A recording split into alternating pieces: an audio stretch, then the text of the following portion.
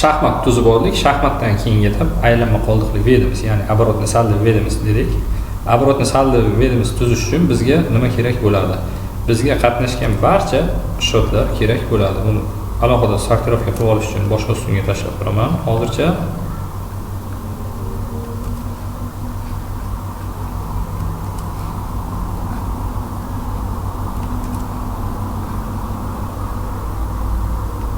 va bu yerda 2 marta qatnashgan shotlarni o'chirish uchun danni bo'limidan udalik duplikat tugmasini bosamiz va bittadan qoldi. Endi biz buni sortirovka qilamiz A dan Y gacha. Va shotlarni olib mana bu ustunga joylashtiramiz. Demak, bizga aylanma qoldiqli vedimiz tuzish uchun shotlar va shotlarga taalluqli boshlang'ich qoldiqdagi ma'lumotlar, оборот, buni biz shaxmatdan olamiz va oxirgi qoldiq kerak bo'ladi. Buning uchun nima qilamiz?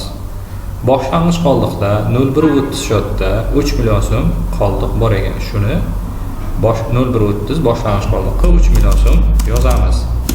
0230 boshlang'ich qoldiqda 900 ming so'm bor ekan. Bu kontraktiv shot bo'lganligi uchun kredit tomonda yozamiz. Biz buni hozir bittalab yozmasdan birdaniga formula orqali ifodalaymiz. Bizga kerak bo'ladi sumyesi formulasi. Diapazon shotlarni tanlaymiz. Kriteriyda aylanma vedimizdagi shotni tanlaymiz va diapazon summirованiyda debit ustunni tanlaymiz. Kredit tomonga ham xuddi shu formuladan foydalanamiz. Sumyesi boshlang'ich qoldiqdagi shotlar ustuni, kriteriyda shotni tanlaymiz va summa diapazonda kredit ustunni tanlaymiz.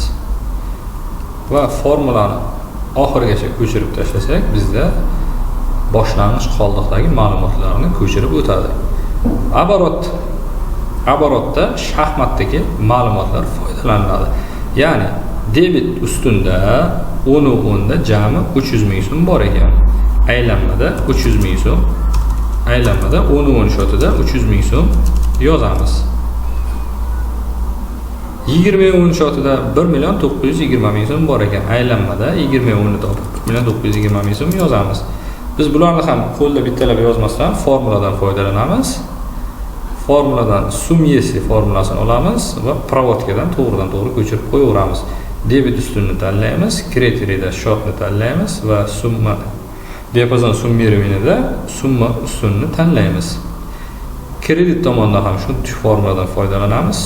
Sumyesi kredit ustunni tanlaymiz, kriteriyda shotni tanlaymiz, diapazon summirованiyda summani tanlaymiz. Va formulani oxirigacha ko'chirib tashlasak, bizda оборотdagi barcha summalar keladi. Oxirgi qoldiq qanday hisoblanadi deganda, aktiv shotlar uchun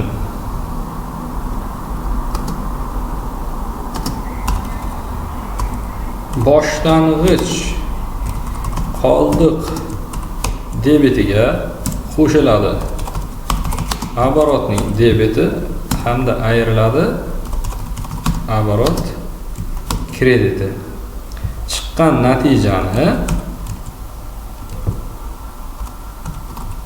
oxirgi qoldiq debitiga yozamiz.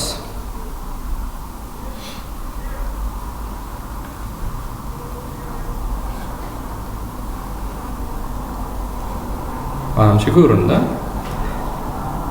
Demak, bizda aktiv shot 0130 kerak bo'ladi. Boshlang'ich qoldiq debitiga qo'shamiz оборот debitini hamda ayiramiz оборот kreditini. Va bu formulani barcha aktiv shotlarga ko'chirib tashlaymiz. Kontraktiv bundan mustasno. Passiv shotlar uchun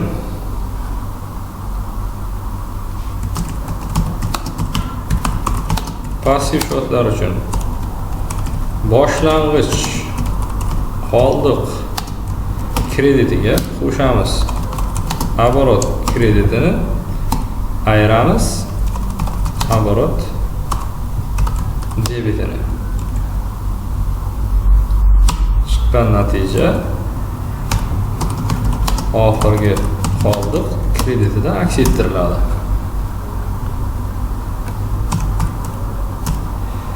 Demak, passiv shot 60-10 bu formuladan foydalanadigan bo'lsak, boshlang'ich qoldiq kreditini qo'shamiz оборотning kreditiga hamda ayiramiz оборотning debetini. Chiqqan natija oxirgi qoldiq kreditida hosil bo'ladi. Bularni ko'chirib kontraaktivlarga hamda qolgan passiv shotlarga tashlasak formulani, mana aylanma belimiz tayyor bo'ldi.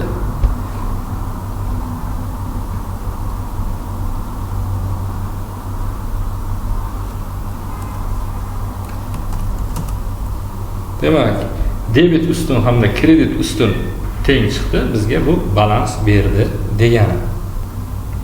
Buxgalter uchun aylanma vedomosti mustaqil o'zi bajardi degani bemalol moliyaviy hisobotlarni, ya'ni buxgalteriya balansi va moliyaviy natijalarni topshira oladi degani.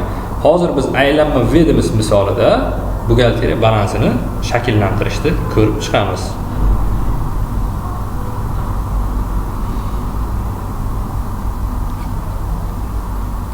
Buning uchun soliq kabinetiga kiramiz. may.soliq.uzdan va yuridik shaxslar kabinetiga kiramiz.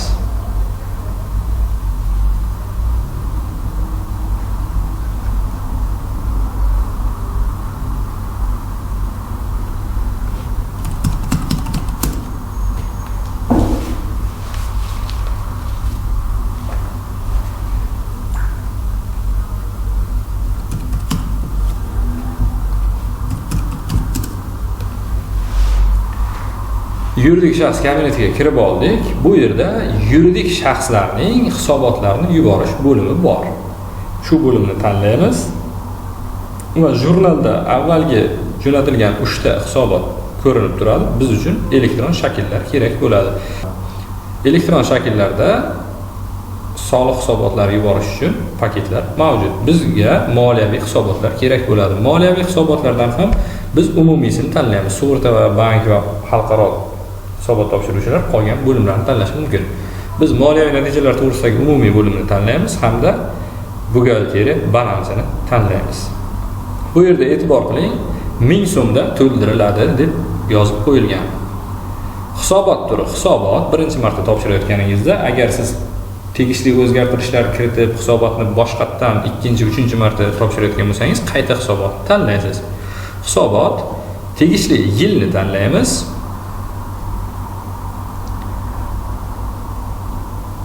Va davrni tanlaymiz, odatda yillik. Va keyingi ilovaga o'tamiz. Keyingi ilovada buxgalteriya balansining ko'rinishi. Menimcha ko'rinyapti degan umiddaman hammaga. Buxgalteriya balansida 4 ta ustun mavjud bo'lib, to'ldiradigan joyimiz 3 va 4 ustunlar. Hisobot davr boshiga hamda hisobot davr oxiriga.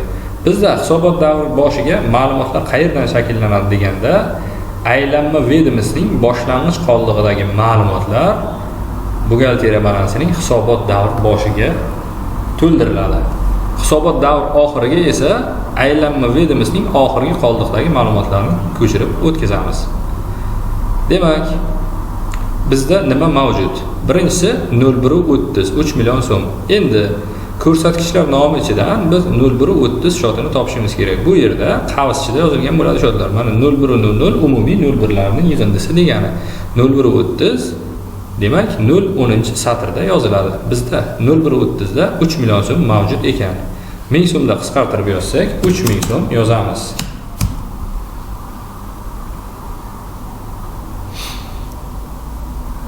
Keyingisi 0230 900 ming so'm mavjud ekan.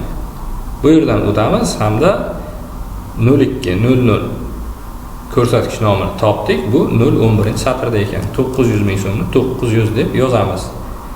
Va qoldiq qiymat 2.100 ming so'm hosil bo'ldi. Biz o'tgan darsda aytganimizdek, kontraaktiv shotlar aktivlarning sof qiymatini aks ettiradi. Ya'ni bizda aktiv bor edi 3 million so'mlik. Uni jamg'arilgan eskirishi 900 ming so'm edi. Boshlang'ich qiymatdan eskirgan qiymatni ayirsak, sof qiymati hosil bo'ldi. Keyin bizda 10 mavjud ekan. 600 ming so'm. 10 150-satrda mana ko'rishingiz mumkin. 10.00 deb umumiy yozgan. Bu yerda qaysi shot bo'lsa bizni aylanma vedomostimizda barchasini yig'ib yozishimiz mumkin. Demak, 600 ming so'm. Ishlab chiqarish zaxiralari 360 ming so'm. Keyingisi tayyor mahsulotlar 840 ming so'm. Keyingisi xaridorlarning qarzlari 700 ming so'm. Bu 220-satrda 40.00. 49.10 kontraktiv shot degandek, aktivni sof qiymatini ko'rsatish uchun 40.00 dan agar sizda 49.10 mavjud bo'lsa, ayirmasini yozasiz degani. 40.00 da 700 ming so'm bor ekan. Keyingisi 51.10. Bizda boshlang'ich qoldiqda ma'lumot mavjud bo'lmasa yozmaymiz. 51.10 da 2.460 ming so'm. 51.10 hisob raqamdagi pul mablag'lari 340-satrda 2460 so'm yozdik. Va passivlar qoldi. Passivlarni yozib chiqamiz. 60.10 mol yetkazib beruvchilardan qarzlar 1.020 ming so'm. Bu bizga 610-satrda bo'ladi. Bunda debit kredit mavjud emas. Yana takror etamiz. Hisobot davr boshi va hisobot davr oxiri bor.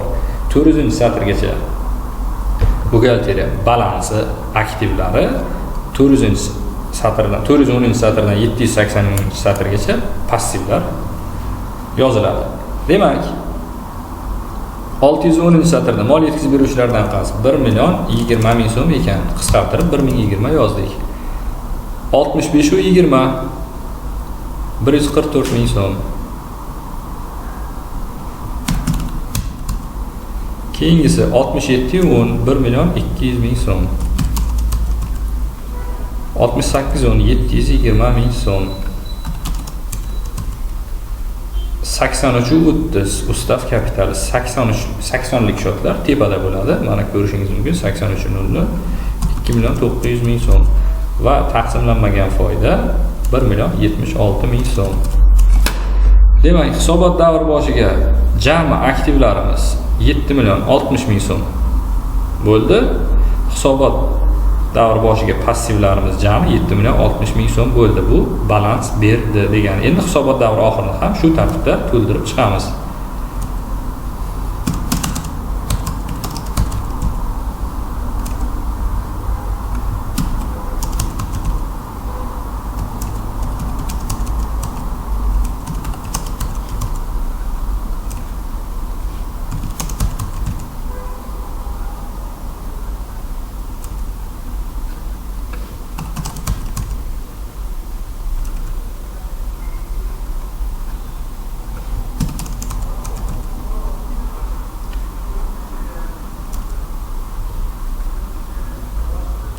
Bu yerda 1000 so'mda to'ldirilganligi sababli 178.500 so'mda 178.5 deb yozamiz.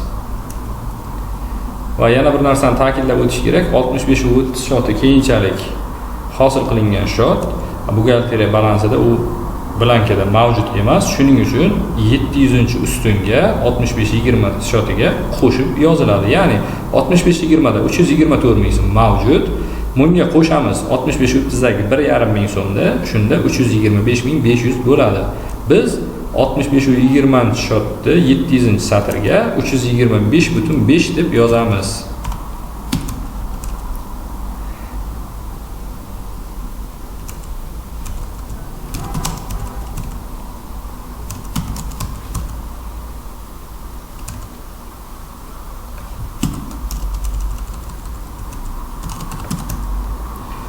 Hisobot davr oxiriga jami aktivlarimiz 400-satrda 6.920 ming so'mni tashkil etdi. Passivlarimiz esa ular ham xuddi shunday 6.920 ming so'mni tashkil etdi. Shu bilan balans tengligi to'g'ri bo'ldi. Va jo'natish tugmasini bosamiz. Shu bilan balans hisoboti topshirildi. E'tiboringiz uchun rahmat.